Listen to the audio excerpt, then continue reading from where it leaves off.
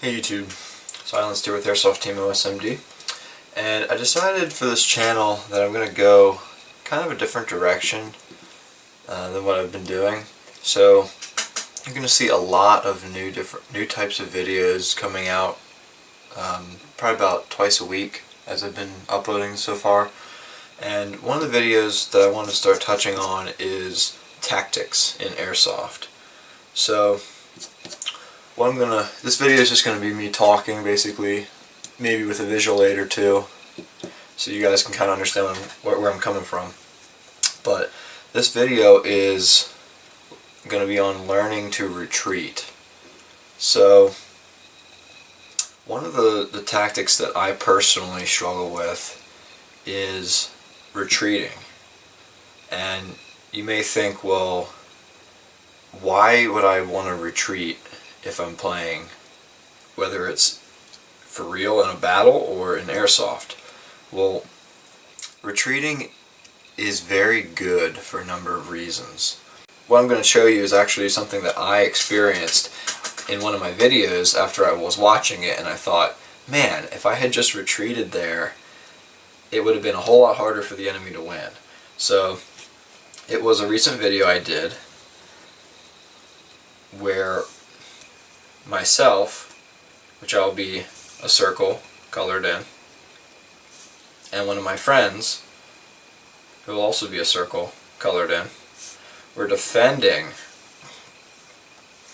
a structure. It was a red structure, red container, and a large enemy force was coming up from two sides. These arrows will show which way the enemies are coming. So we knew reinforcements were coming, but we didn't know when. So reinforcements were going to be coming in to help us, but we didn't know when they were going to arrive. So we held out. My teammate got killed right away. It was just me. Now, I did kill a large number of enemies. Usually when I'm backed into a corner or defending, I do rather well. There were some woods around on both sides, and I hid in the woods and I killed a few guys, and I killed a few other guys. And the problem was, I started to stay in the same spot. I moved over to this corner here, and I kind of lingered around this corner, shooting left and shooting kind of down, and I kept shimmying around this corner. The problem is, I didn't realize that my objective was not really to stop the enemies from getting here. My objective was to stop the enemies from getting to a spot way far away from that position. So the whole point of this is, I killed a lot of enemies, and I held them off for a long amount of time. But if I would have fought to retreat, I could have moved to a new location, maybe over here, and this whole process would have began again. See, when the enemies first came, I had the advantage because they didn't know where I was. But after I started killing a bunch, they knew where I was, and they started to kind of outmaneuver me. At that point, I shouldn't have kept trying to fight on what were now their terms. I should have retreated, should have hidden in a new spot, waited for them to get the intelligence, and come over to me again.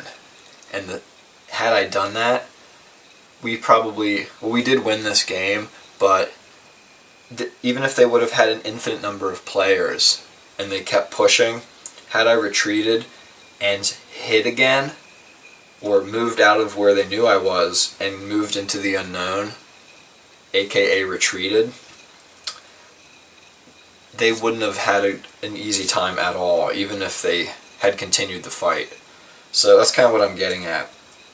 If you're in a situation where you're getting overrun, and sometimes it's not even so obvious, you might even be winning the battle or the engagement, you might be killing people, but it's not always about killing people. If your objective is to prevent, you have to play by the objective. If the objective is to delay the enemy from, if it's a time-based game and your objective is to delay the enemy from getting from one point to another, and you're in between,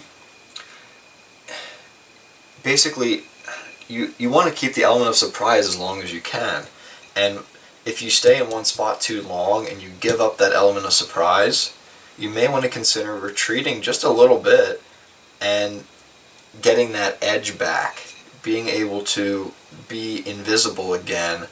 And what that's going to do is it's going to slow the enemy down, because the enemy knows where you are. They're going to move in quick and try and hit you hard. But if all of a sudden you're gone and you're over here, they don't know where you are. All of a sudden, now they're worried. Now they don't know if you're here or here or here. So they're going to be all of a sudden slowed down. And then when they finally feel comfortable and start moving in again, that's when you ambush them a second time. And you could kill a bunch more guys, and if you would have stayed where they knew where you were, they would have killed you and all would have been lost. So hopefully this kind of made sense. This is a particular tactic that sometimes it's hard to remember to do, and it's only going to come to you if you practice it. So it doesn't mean run away from a fight, but there are certain instances when you have to think, what is the objective, and am I really at an advantage if I stay here, or am I at an advantage if I move? Doesn't matter where you're moving, if you're moving to the side or back, but sometimes retreating can be a benefit. And this is why recording yourself and getting input from other people can help you, because you can see how you played in a particular game and you can see how you can improve it. So hopefully you enjoyed this video. I'm going to put out a lot more videos, not just involving tactics, but involving almost every facet of Airsoft. So hopefully you enjoyed it. This has been Silence from Airsoft Team OSMD, and I'll see you guys in the next video.